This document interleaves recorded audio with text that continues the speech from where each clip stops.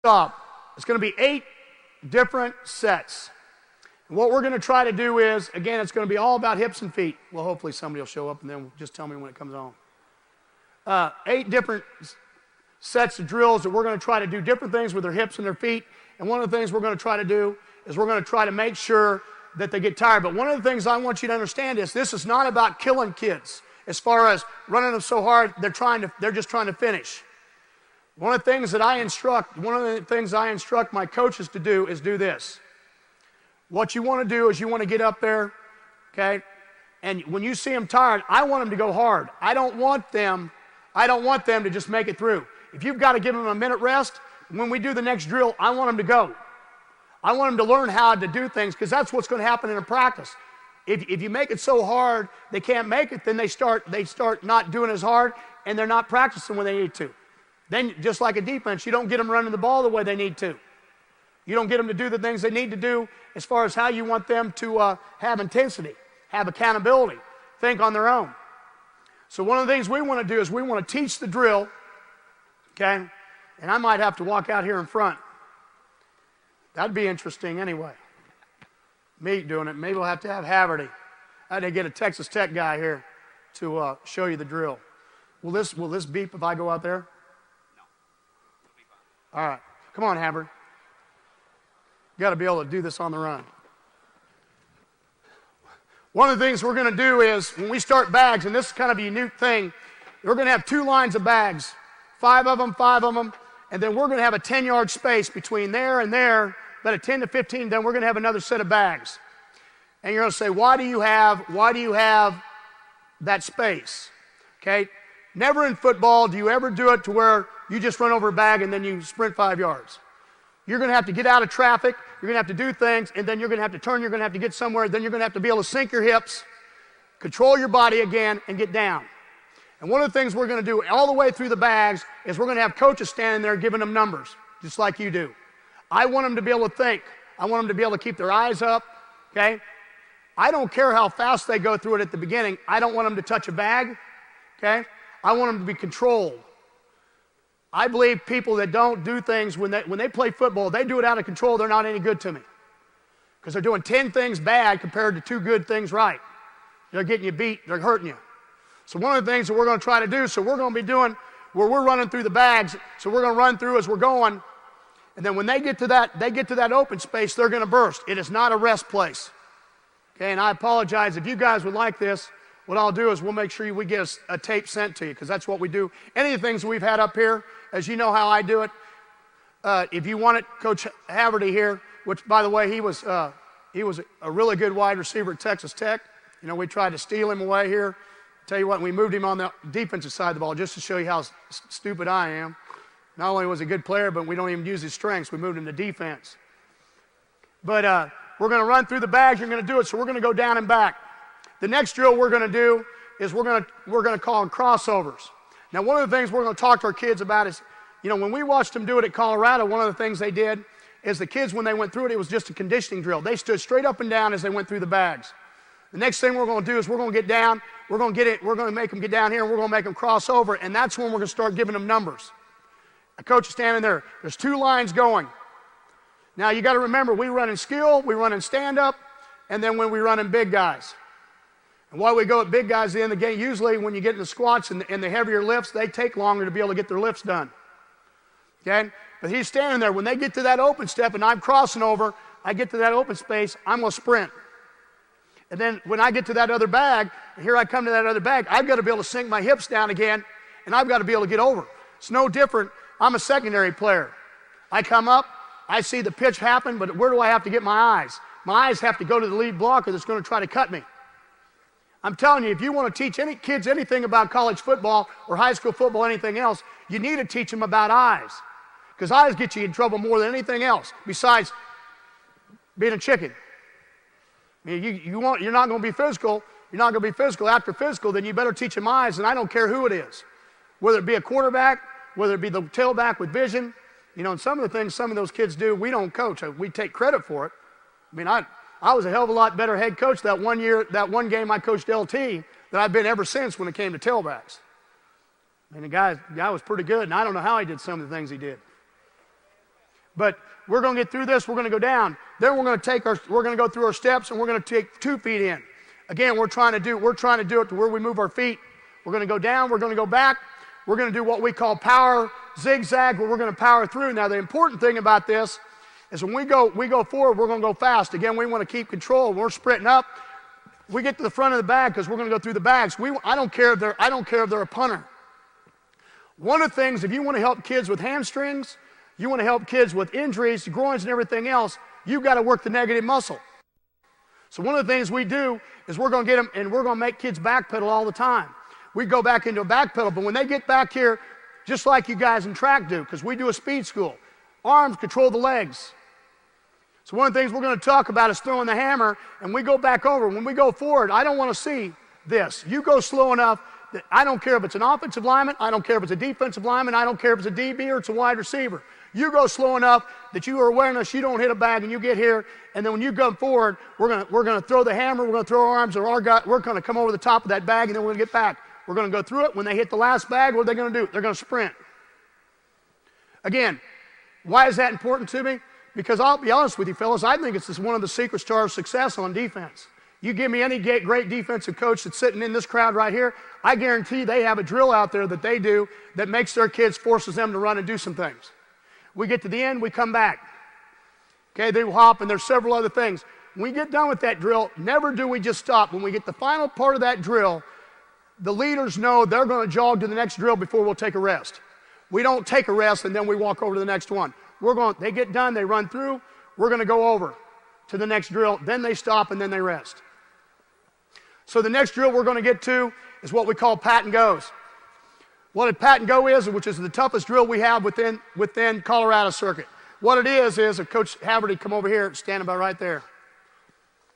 It's going to be 8 cones, 5 yards apart, but they're going to be at a 45-degree angle. Here's a line, and there's a line. Stay there. So the cone's there, then there's a cone here. Now walk up right there. There's going to be 8 of them, just like this. And I'm going to tell you, it's the tough. If you go back and ask our kids, what is the toughest thing we do? I'm going to tell you. We got it from them when we got it from Colorado, and they were going around it, but they weren't getting down and doing things. So what I'm going to do, and you're the cone, okay? What I'm going to do is I tell them to go. So now we got here, we rested. Now what I do at the first, because what I'll do one day out of recruiting, the first day we're going to run as a football team, I do all the running. All 3 groups, I do the running. And I'll tell you why. I want to know what kind of shape we're in. Not that they can't do it, the strength coach and the coordinators can't do it better. I want to know because then I'm going to go on the road. I'm not going to know what my team's doing. I'm going to do the running. I'm going to be out there for the skill guys. I'm going to be out there for the stand-up guys. And I'm going to be out there for the big guys. Because I'll be honest with you, fellas, I'll tell you what's happened in college football. We're so busy raising money. We're so busy doing clinics. We're so busy doing all of it. We forgot the group that takes care of us. I mean, all of a sudden, we're going to wake up. We wake up and we have spring ball. We have spring ball, and what's happened? Well, shoot, this team doesn't run. They're not as good a shape. They're not as strong as I thought. Well, whose fault's that? I mean, I can go ahead and blame the strength coach. I can blame the academic people because my kids aren't eligible. But the bottom line to it is, who's going to get fired? Not the strength coach, not the academic person. They're still at those places for years. The head coach and the assistants, they're gone. So you're going to have to make up your mind. You're going to have to make up your mind if you want to spend a little bit of effort. And again, 100,000 ways to skin a cat. Our way is I'm not going to leave that process. Okay, so we're going to get in pat and goes, and he's going to sprint. When he gets here, there's the cone. He's going to stay as tight the cone as he can. He does not want to, because this is what they'll do when they get tired. They're going to lean out, and they're going to try to do like this. I want them to break their hips down. They're going to come down here, they're going to get down, and they're going to pat their feet, and they're going to run their arms around it. And when he gets about to this cone, he's going to take that outside foot, and now he is going to burst, and he's going to right here. When he gets to this cone, he's doing the same thing, and he's going back around it. He's going to do it for 8 cones. Since I've been at TCU for 10 years, the most we've been able to do without me killing them is 4 down and backs. That's it. You go try it, come back and tell me, because anybody that's left with the drill and came back, if you make them do it, I can tell you right now. Because when they get down, I give them a rest. Because never in their life do they ever have to do this very much and burn their feet. So you want to talk about running yourself out of injury. You want to talk about getting yourself out of the trash so you don't get your knee hurt. You want to be able to run the football and get off a block when somebody's trying to cut you. It does it. Okay? I don't know how. Don't care. Okay? You know, and we have all newfangled ways now. You know, we got parachutes to make people faster. We got all kinds of rubber bands. But the thing we're going to do from January and February, while I'm in charge of it, we're going to do it the old school way. Okay? And why? You know, I've had this comment because when I get in the summertime, our strength coach, he does other things. He incorporates some of the Colorado circuit, but that's his thing because I'm not part of it. Can't be. But in January and February, why do I do it? Because I need some consistency. Over the last 15 years of doing the Colorado circuit, I have a mental picture in my mind of what kind of team I have, what kind of condition we're in, and what kind of feet and hips we have so we can become better. If I change from that, I have a chance of missing something. And every one of you guys change things, but you have to have something in your program that's consistent that you can judge things off. Do it. Colorado circuit's it. So we have 2 lines of cones. Again, each group, when we go out, will be about 30, so they're going to be in 15 and 15. Okay? They're going to go down. They're going to come back. When we start them off, usually we only do 2 of them. Down and back, down and back. Again, when they get done, they get done. Sometimes if they do a great job, because here's the thing. Once you get a team that has good hips and feet and you watch them all do it and they can get it done, then you quit doing it. It's not about conditioning. That's not what I'm trying to get done. I'm trying to get great hips and feet. So there's times, some years, that we'll only do Colorado circuit in January and February 1 time a week. When we came to TCU, we did it 3 times a week. Okay? And as we've gone year by year, depending on where we're older and what kind of players we have or who we have to grow up, depends on how many times we do it. The next drill we go to is what we call a back pedal drill. And what we do, if that line is a sideline, maybe some of you guys can't see it down there, but we're going to put cones again about 10 yards apart. And Coach Haverty was the first cone. The next cone is right here. It's going to be on a 45-degree angle if you'd move over, Coach Haverty. Again, we're going to have about 8 of them. Actually, I think there's 5. There's going to be 10 total, 5 on each side. And what we're going to do is, when we get to this, again, we jogged. Now we're working on also helping our kids stay away from injury. We're going to sprint to this cone, and actually, Coach Haverty, go stand right over there as a cone. There's going to be 5 people standing there because when they get to this cone, they're going to go into a back pedal. And they're going to get into a back pedal, and they're going to go here, and that guy, coach, is standing there. When I get close to him, he's going to say, go. And he's going to sprint into the next cone. Now, I don't know how many of you guys do it, but how many times you ever do it? I was telling my coaches the other day, you know, we get mad because we do all the sprinting and doing things, and then we're upset because our DBs are sore. Well, you go out 2 practices a day and backpedal when you get in practices, but you didn't prepare for the practice. You did all this sprinting, you did all this running, you did all this going forward.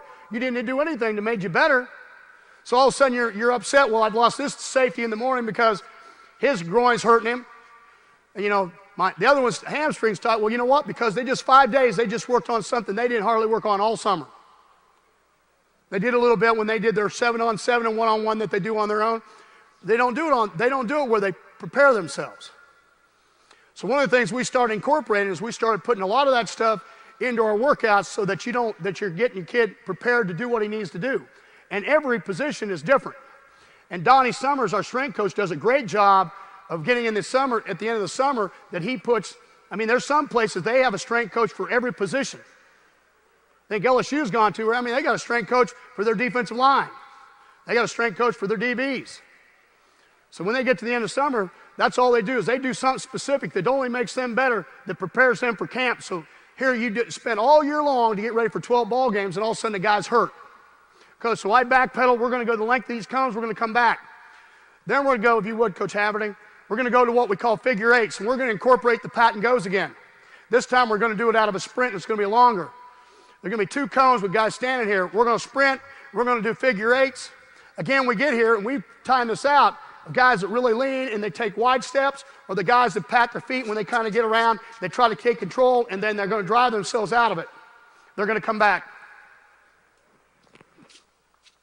Going to go around. We have competitions with it. I heard Coach Francione earlier talking about competitions in practice, and we do the same thing. You got to have competitions also. You have to have competitions also in your off-season program to make them compete and see if they get better. Then we're going to go to, everybody's done it, squares that are 5-yard squares, how we do things, and we're going to line things up, and they're going to go around from a sprint. So when I start, they're going to sprint. And then they're going to karaoke. Again, we're going to teach it about being slow, about how they do things. We're going to go into a form back pedal. And then when they come across, again, because I want to work the inside of the legs, I don't want them to hop. I want it to be a basketball shuffle. We want them to stay low. We want to work the inside of the legs. We want to do something that's going to make a difference. Then what we end up the last of the day is what we call jingle jangles. And that's a 5 and back, a 10 and back, and then they sprint through 20. Okay? And the key to that whole drill is again, listening. Because what we're going to tell them is, you're only going to touch with your left hand. So they're going to sprint, and every turn they make, they're going to be with their left hand.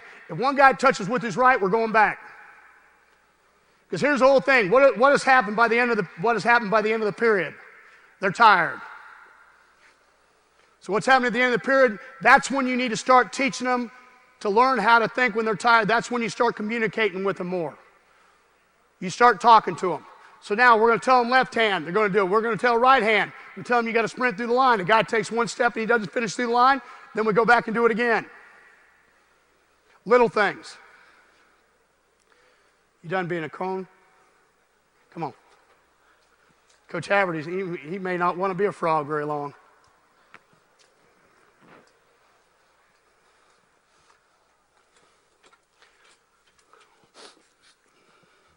Did you ever get it to work? Perfect. We can run it through it quick now. See, now I'm going to have to go take a shower. That's a lot of work for me. We're just going to let it run, and I'm going to use my video. We'll get you guys real quick here, if it goes. Okay, here's the bags. We're just running through. Watch the space in between. We want to make sure that we get a sprint. You notice how we're also looking for them to pick their knees up and see how they have to settle when they get through. Right before they get to it, we want to see. One of the problems you have with a guy out of control, his legs are going to come out like this when he runs through the bags, when he gets to the next set. You want to see him slow down, sink their hips, and drive their knees up.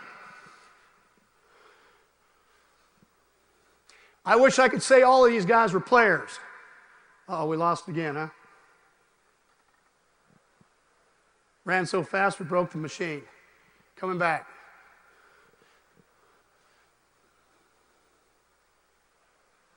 Go on ahead and go to the next drill. I think what it does is it loses a little bit. There you go.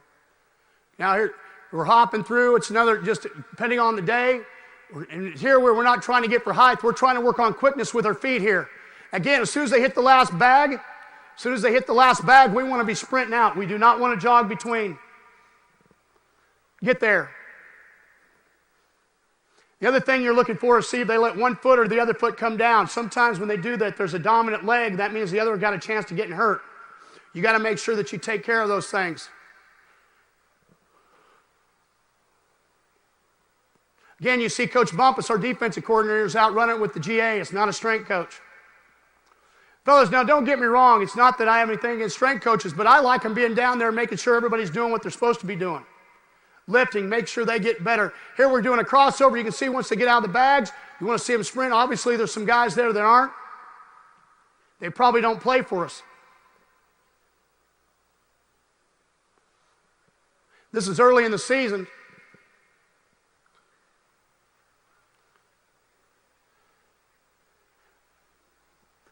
Again, we're coming back. You can see people holding numbers. You see the coach here holding a number up, making sure they have to talk, they have to communicate. Trying to get yourself, this is the skill group right here.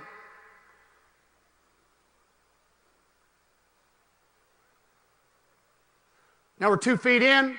Again, we're going to sprint.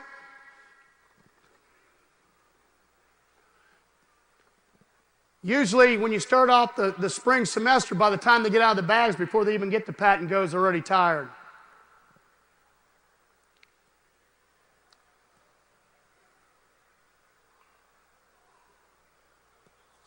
Go ahead and run it to the next one.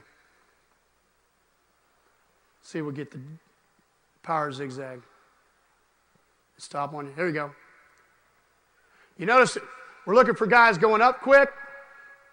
You can see here, we want to slow. We want to see the arms banging. See, look at the arms go fast. Drive them. The other thing we're trying to do is we're still giving a number as we do things. Go ahead.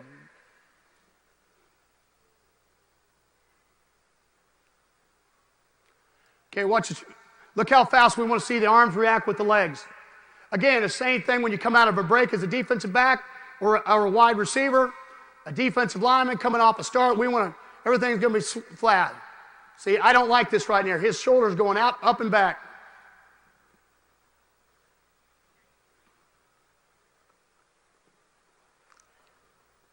Go ahead and go to the next one. Get these guys through here.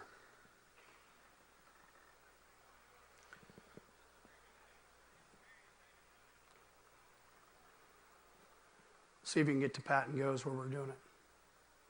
Here's one of the things we do as we ski. Again, it's working on hips. We're trying to touch the outside bags and how quick you can do it. Keep your feet together. We're really working on trying to go side to side with them. You can see some guys that do a great job with it, some don't. This is doing a great job. Again, coming back. They don't mess up. They go back to the line. I don't think there's any time that you don't have discipline in what you do, fellas. I don't think that you micromanage people, but I do believe that there has to be an understanding what quality is and what you're trying to reach for. Here's pat and goes. Watch him pat him around. Watch him burst out. Again, here, he's not working too hard at it. Marvin White just signed, the guy in the front of the line just signed with the Bengals. Safety. He's going to have a chance to have a great career with it. And you'll watch him as he goes through things right here. His junior year, he walked in my office and said, "Coach, how can I be one of the best safeties in the country?" I said, "Marvin, you're going to have to become a better man player. Not your hips. You can hit people in the mouth." And what he did when he get done with this, he'd go out and work on his open steps and doing things to work on his hips that make him himself even better. See if you can get that and come back. There you go. It's a good step. You can see how they're trying to move their feet and they're trying to get down. Really, again, we're looking for that first step coming out. We're looking to see if they'll burst. We're looking to see if they'll try to come out when they get tired.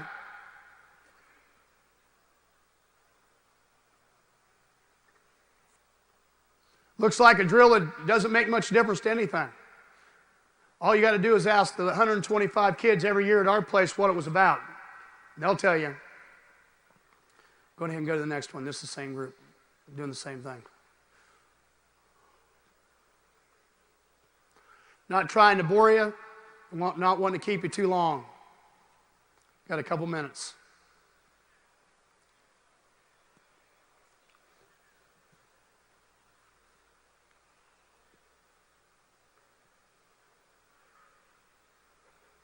Okay, we're still going. See, I must have been bad that day.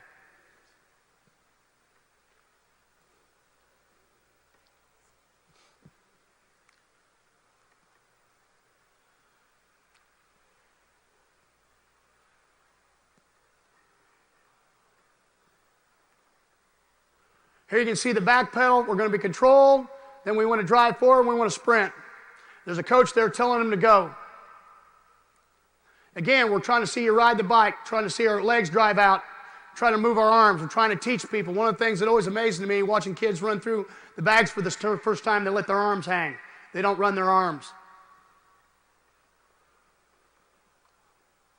Again, we went through the bags, we went through pat and goes, and now we're to this, and we see how he's starting to stand up.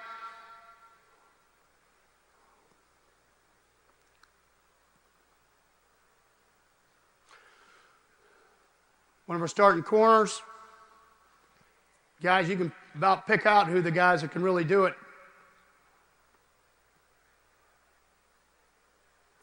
Sometimes I watch this and wonder how we won any games. Let's go on to the next one. They'll go down and back, so you'll have to go quick. I want to give you guys a chance for questions.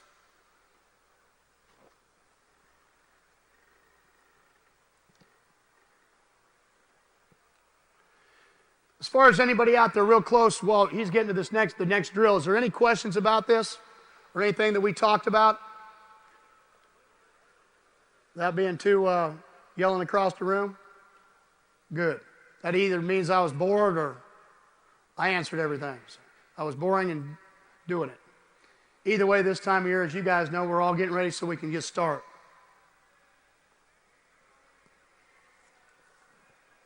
Should get to circle 8s. Just to show you how far back this is where our new practice facility was. The field's been down. Now we have a building over the top of it.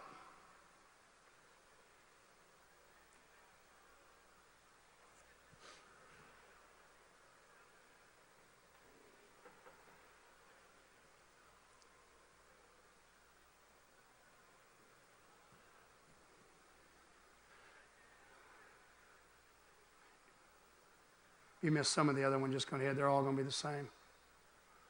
Take us forever to get through these things.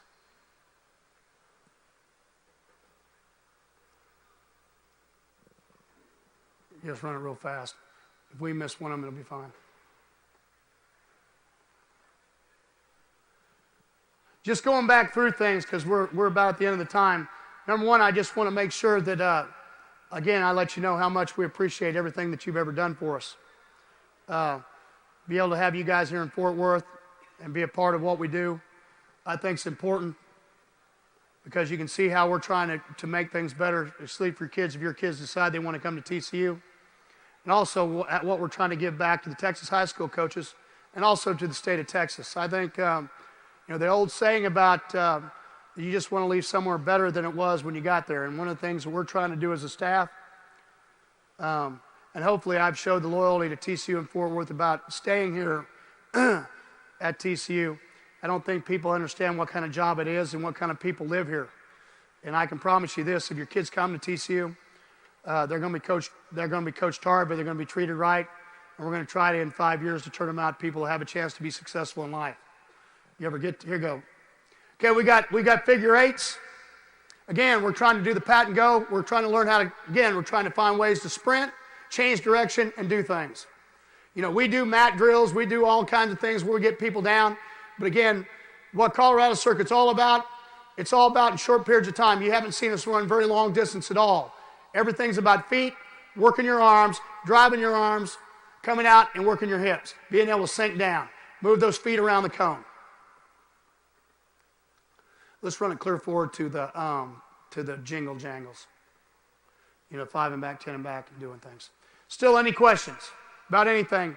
What Coach Haverty is going to do, if it's okay with you guys, I'm just going to have him, when we get done here, I'm just going to have him come out here, just take a chair here and sit on the side. If you guys would like to write down, all you need to tell him is you'd like a copy of our pyramid, or you would like a copy of our personnel deal that we do on Friday, our sheet where we actually, goals of the kids, this one right here, goals of the kids, how the coaches, and we try to come on the same page as far as what they think and what we think. And they do that by position groups. Okay, we got the jingle jangles here. Again, we're going to do 5 and back, 10 and back. Again, it's going to be the same hand. We want them to touch the line. Oh, here's still 8-man. It's still going. It's not it yet. You're still in the figure 8s. But if anything we can do this afternoon, our coaches, we're going to be over. Like everybody, we come into camp tomorrow. We move in. What we do is we come in. We don't do much. With the freshmen being here all day now, it's more of an administration day as far as the NCAA forms, making sure we're compliant.